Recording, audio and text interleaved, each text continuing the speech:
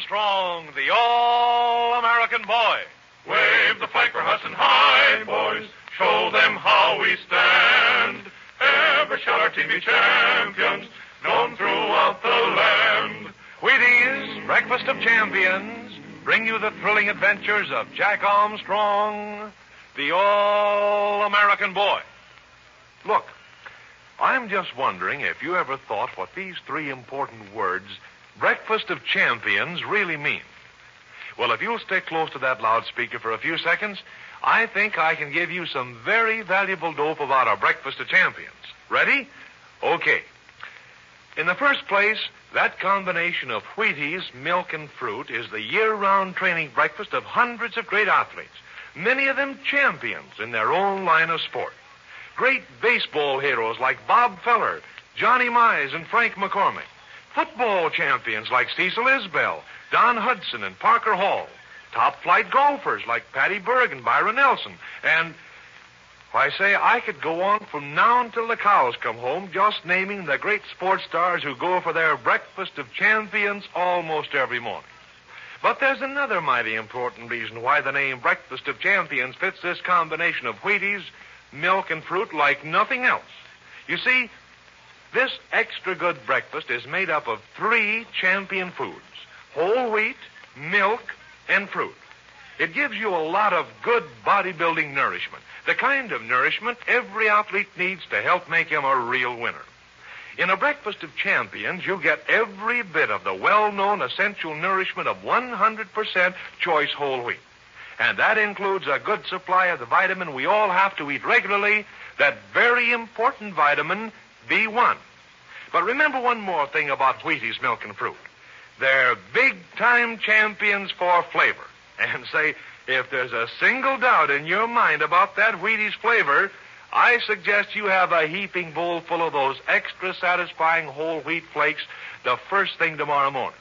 You'll probably feel like saying, right along with the rest of us, man, oh man, no wonder they call that dish a real Breakfast of Champions. And now, Jack Armstrong, the all-American boy. Storm warnings have been hoisted in Manila, and the tossing white caps of the harbor shine through the night with their phosphorescent light. Jack, Billy, Betty, and Uncle Jim have returned to Manila from the headhunting country and are about to shove off in a schooner spindrift to find Professor Loring's wrecked ship. The spindrift is straining at her anchor in the harbor as wind and wave buffet her. But not far away, but hidden by the darkness of the night, the power schooner Black Shark rides at anchor with the unscrupulous adventurer Dr. Shapato and his crew aboard, determined to follow the spindrift to the uranium treasure in the Sulu Sea.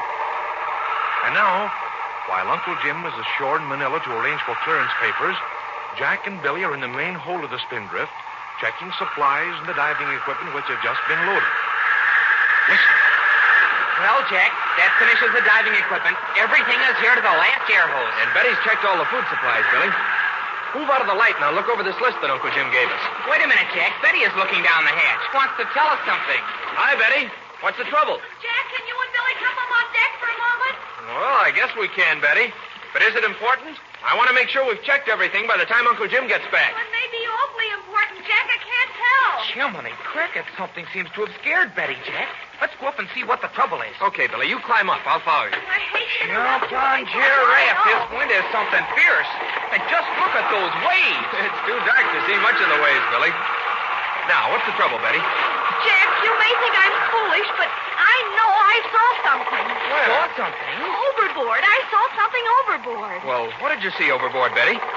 Jack, it sounds perfectly ridiculous in this storm, but I thought I saw a man overboard. A man overboard?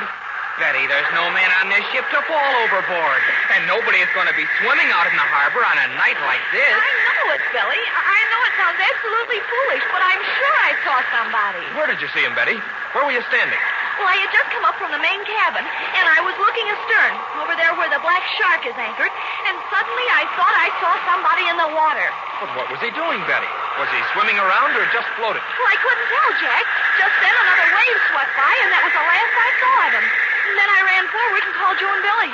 But gee willikins, Betty, you must have been mistaken. Nobody is going to be swimming around in a storm like this. Well, I saw him, Billy. I'm sure I saw him. Let's take a look around, Billy. Here, I've got my flashlight. It doesn't give much light on those waves. Even if there were a man swimming around out there, Jack, I don't think Betty could have seen him. Why, just look how those waves break as they curl over. Well, maybe it was one of those breaking waves that looked like a man, Billy, but we might as well make sure. With the Black Shark anchored somewhere over there in the dark, and Geppetto and Lazaro and their crew of cutthroats aboard, almost anything might happen. But suffering catfish, Jack, nobody from the Black Shark could swim over here. If they were trying to board us, they'd come in a small boat. And you can bet your life that more than one man had come, too. That's right, Billy, but just the same, we can't be too sure. We know that the Black Shark is going to try to follow us to the Sulu Sea. Well, we're sure enough now. There's nobody swimming around close to our ship. Yeah, I guess you're right, Billy. Betty, there's no one near the boat now. I'm afraid you were seeing things. Oh, I knew you'd think so, Jack. But just the same, I did see somebody. We'd better get back down in the hold and finish checking supplies, Billy.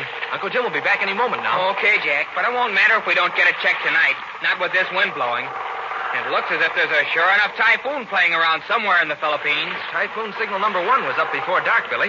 That means there's a typhoon a long ways to the south of Manila. Well, I guess it means that we won't start for the Sulu Sea for a while. I'll say we won't. The Sulu Sea is to the south of us, and that's where the typhoon is. We'll never start tonight. I don't know about that, Billy. This would be one swell night to give the Black Shark the slip. But, Jack, Uncle Jim wouldn't risk taking the spindrift into the middle of a typhoon. Well, it'll all depend on what course the typhoon was following, Billy. If it's blowing across the islands, it'd be way out in the China Sea by the time we got down there. We'd just get the fringes of it. Oh, I wouldn't mind that. I'd rather get the edge of a typhoon and get away from the Black Shark than have them follow us all the way down. So would I, Betty. If we could get a day's start, especially with a wind like this, we could lose them in spite of their diesel engine. They haven't got the chart that tells where the Sunken Reef is. They wouldn't have a chance of finding us. Gosh, I hadn't thought of that. But just the same, Jack, when I think of what a real typhoon can do, I sort of get cold feet. Why, they say that whenever a typhoon hits Manila, the steamers are piled up on Dewey Boulevard like broken-down taxis. All the more reason for being out on the high seas if the typhoon comes this way, Billy.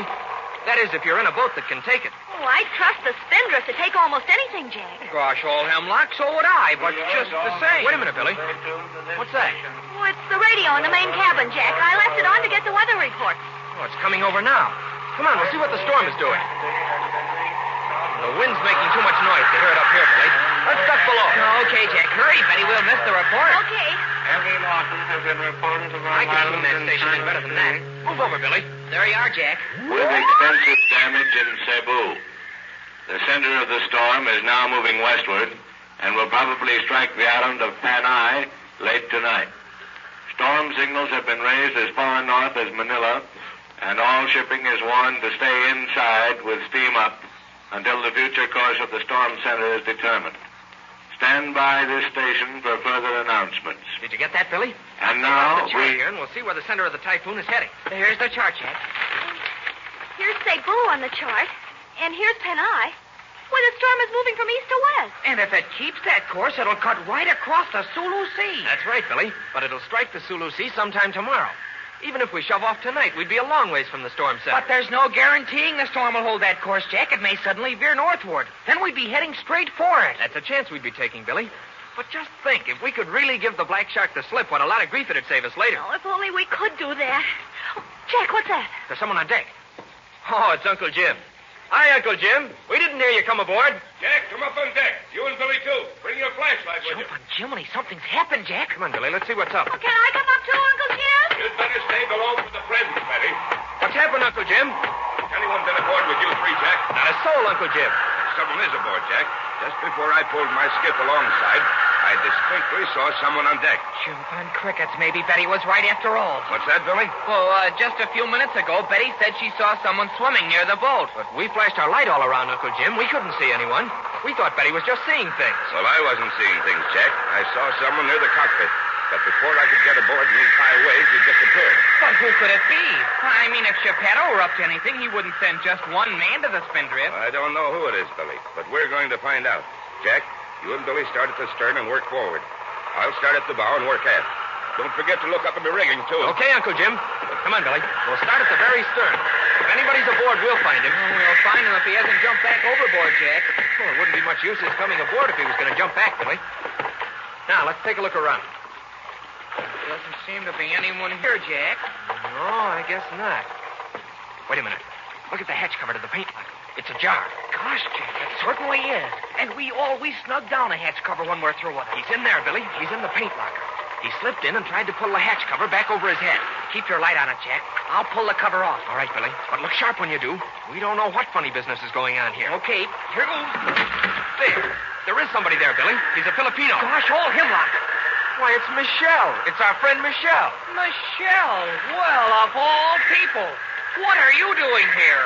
Me sorry, Senor Jack.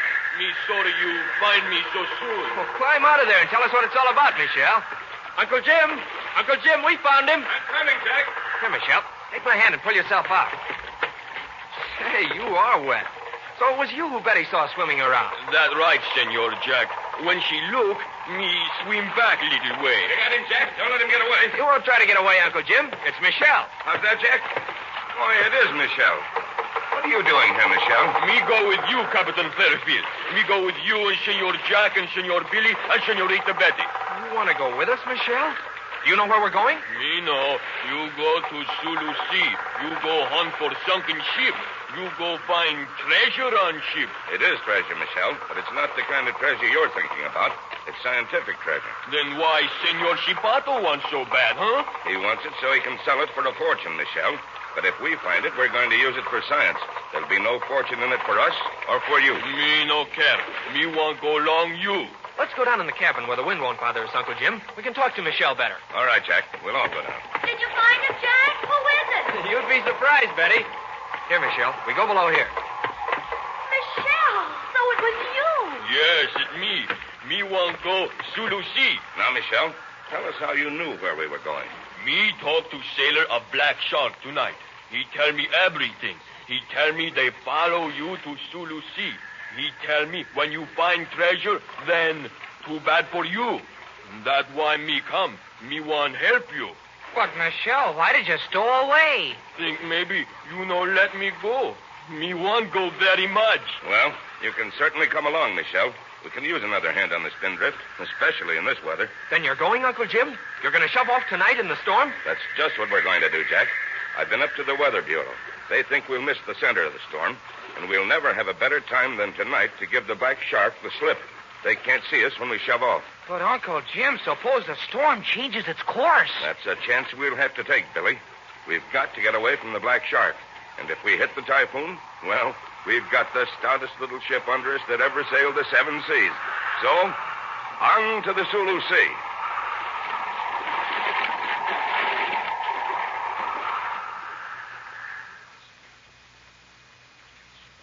Boy, how'd you like to take off from Manila Harbor in the teeth of a gale? And that's just the beginning of the big wind if the typhoon changes its course and heads north. But say, suppose the black shark also heads out to sea.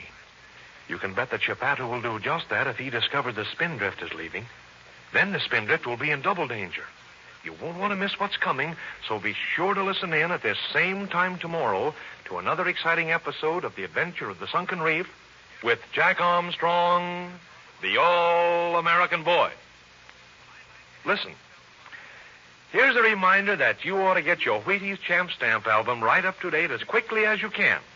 So if your Wheaties Champ Stamp album isn't complete, right up to date, ask Mother to get a couple of packages of Wheaties for you the very next time she shops.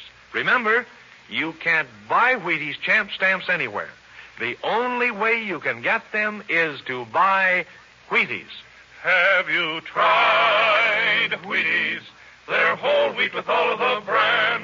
Won't you try Wheaties? This is Franklin McCormick saying goodbye until tomorrow for General Mills, makers of Wheaties, Breakfast of Champions, who have just presented another episode of Jack Armstrong, the All-American Boy. The best breakfast food in the